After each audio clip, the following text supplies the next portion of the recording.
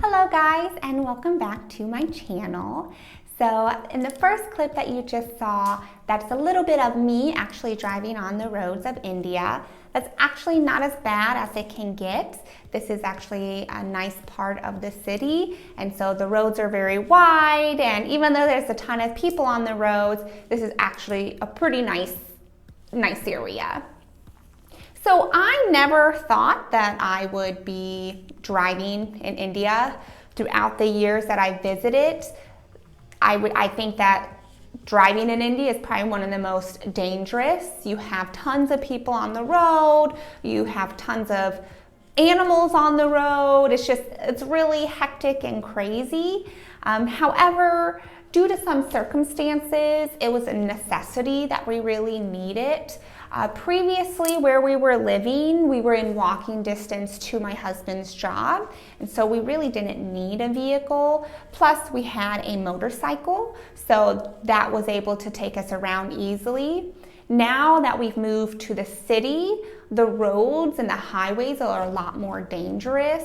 Plus, with the COVID and with this pandemic, a lot of public transport was canceled or not operating anymore. And even if it was, we felt, because there's so many people, we just thought for safety, it would be so much more convenient, so much more helpful if we had our own vehicle. And it's definitely been a blessing in disguise. We use it all the time, constantly. Now, I was afraid at first that I would have a really hard time, but I think since I've been living here for the past year and a half, 2 years, I've already been adjusted to the road and how people drive. So it actually only took me a couple of days to get used to driving on the roads, and you just have to be careful. And at the end of this video, I'll talk a little bit about kind of the tips and things that I've learned already since driving, even though it's only been a short amount of time. We've actually just got our car about a month ago, so I haven't been driving too long, but I have already driven a ton. And it's been definitely an experience. And I feel like if you can drive in India, then you can drive anywhere in the world. So we ended up getting a 2020 Hyundai Aura S Automatic, and it's in Typhoon Silver. This ended up being the perfect car for us because it's very compact and it also is very comfortable. I knew I wanted something small, but not too small, so that I can maneuver around the roads in India, because in different parts of the city, as well as outside of the city, there are a lot of areas with very narrow, small roads. And so I want to be able to maneuver myself and feel comfortable doing that when there's a ton of people on the road or a ton of obstacles on the road. So this ended up being perfect. I also really like the way that the car looks. It has this very unique blackout on the back pillar of the car, which you'll see here in just a minute. And all around, it's just a very nice car. So why don't we go ahead and take a look?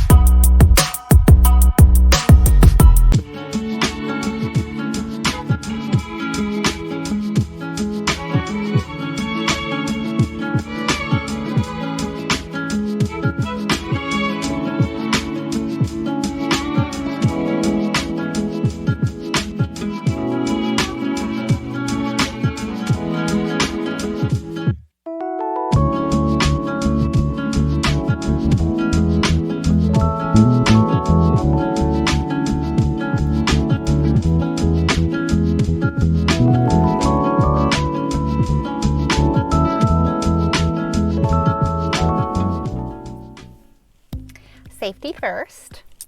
So now that we are in the car, I just want to tell you a little bit about the features of the car. I'm not going to tell you every single thing because most of it's very basic and the same as most other cars. So I guess the first thing I want to say is the keys. So the car keys, it is a little flip car key, which I actually really like. You know, you have a button to lock it, a button to open it, and then a button for the trunk, which is very nice and handy. Now I'll just show you a little bit around the car. So here we have, you know, basic steering wheel. What's nice though is they do have some audio buttons to help, you know, turn the channel and then like turn the music up and down. If you get a phone call, you can answer it or hang up. Which I really like because up here, you know, we have the little speaker for no hands driving. I have my little phone case here or my phone holder here for directions.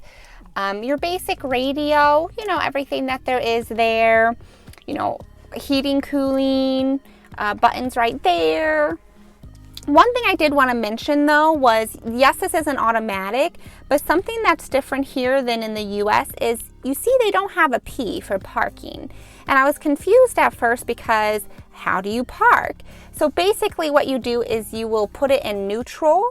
And in India, they really like to use their handbrake. And so whether you're parking on a, you know, not on a hill, everywhere you go, whenever you park, you will also use your emergency brake. And then you just always keep it in neutral when you're parking. We also have some hand sanitizer, of course. We have a nice little glove compartment over here. We have basically a safety first aid kit. We just have all the car documents here. And then we also got windshield wiper fluid. So we actually fill this up ourselves. It's pretty interesting. You put this in and then you fill the rest up with water. So we got a couple of those. And I just really like the color of the car. It's beautiful.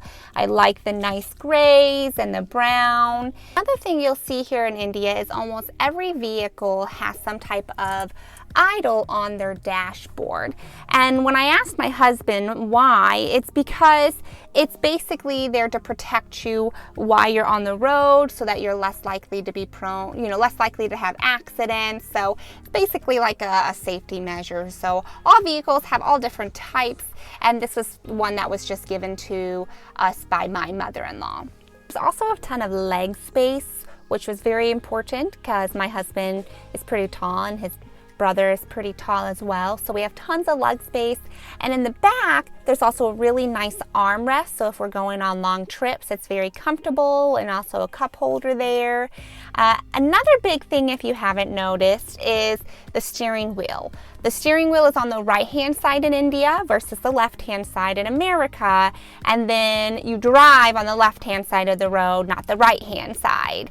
So that took me a minute to get used to because the windshield wiper and the blinkers are on complete opposite sides than in the US.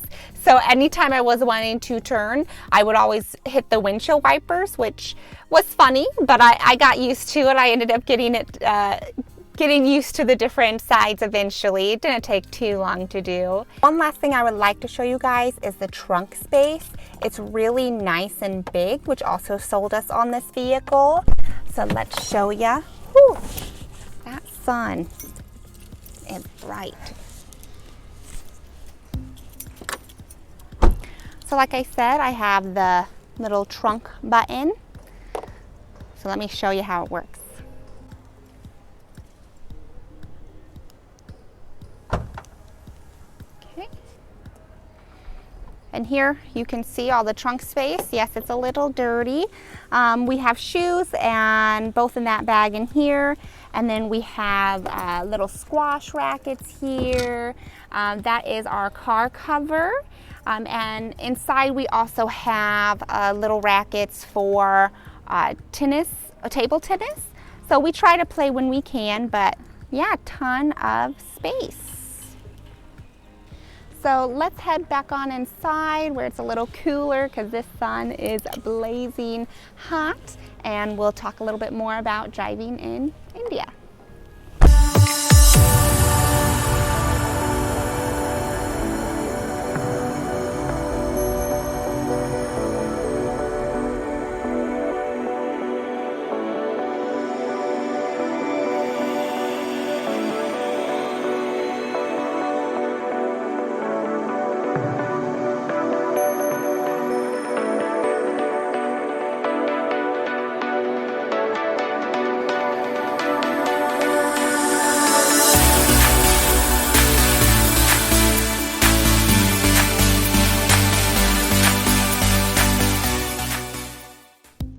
So before ending this video, I just kind of want to talk a little bit about what it's like driving in India and how different it is from driving in America. I did make myself some notes here because I want to make sure that I talk about everything that I can think of since I've been driving. And again, it's not been a long time. I'm sure there's a lot more out there, but since I've been driving, these are kind of some of the things that I have found. So first off, I do want to say that I'm able to drive in India because I have an international license. I got that when I was in the U.S. and it lasts a while. Now, of course, once this expires, I will try to get a driver's license here in India. I hear it's so simple, the actual driving test part. You literally take like 5 minutes and they have a particular course that you drive on. You don't even drive on the main roads, which I think is very important, but that's what I've heard the driving test is like here. So it shouldn't be difficult. It should be pretty simple actually. And so that's what my next step will be when I need to update my own driver's license. I think one of the biggest things that I've noticed here in India is the rules. Yes, there are rules, but no one follows them.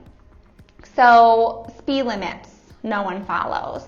The road signage, like no one stays in their lanes. They are constantly swerving in and out. You even have people who drive on the wrong side of the road, which can be very, very dangerous.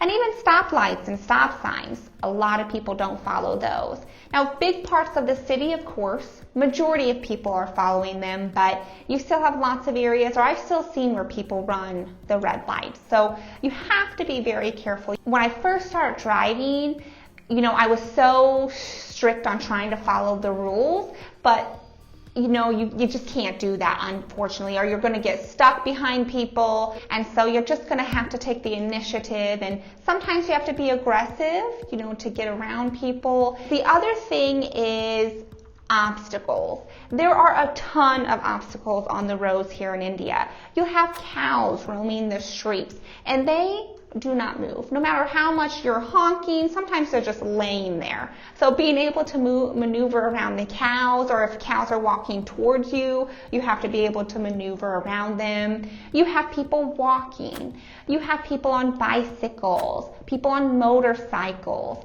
people in trucks. It's crazy. They're everywhere. They walk and they don't care. You even just have regular people crossing the street. So you always have to be vigilant. You always have to keep your eyes on the road and all around you. Another thing is honking. When you come to India, or if ever you come to India, the constant honking. At first, when I came here, it was crazy. It was so much noise. But as I'm driving, I understand that it is a way to let people know that you're passing them, or to let people who are walking on bicycles that you're coming up behind them so that they don't swerve in front of you. Because unfortunately, a lot of people do not use their rear view mirrors, or they don't look behind them, and they just, if they see an opening, they kind of swerve quickly into your own lane. So if you're honking, it just lets them know that there's someone behind them coming up quickly.